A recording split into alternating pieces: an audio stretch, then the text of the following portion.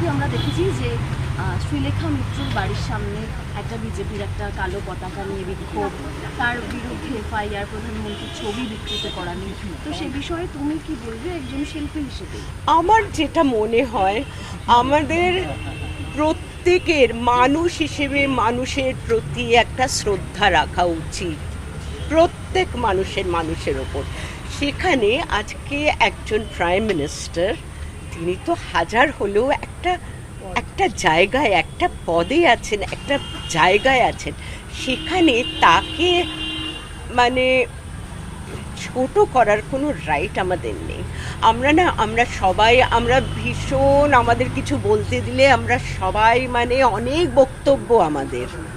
বক্তব্য, কিন্তু আমাদের যদি ওই সিটটায় বসানো যেত তাহলে বুঝতে পারতাম যে কি আমাদের একটা বাড়ি সামলাতে কি অসুবিধাটা হয়।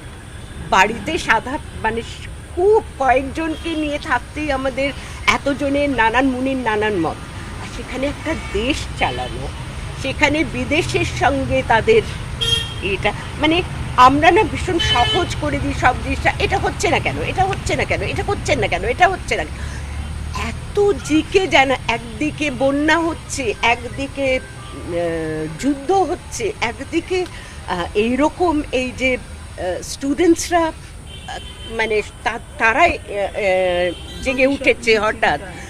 তো সব কিছুকে কি প্রত্যেকটার তো একটা সময়, একটু ধৈর্য, আমাদের তো একটু ধৈর্য তো ধরতেই হবে।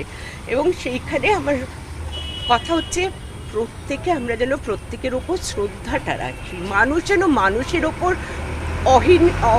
অহিংস, অসহিষ্ণু আর শ্রদ্ধাটা যেন না হারায়। এই দিক। Thank you.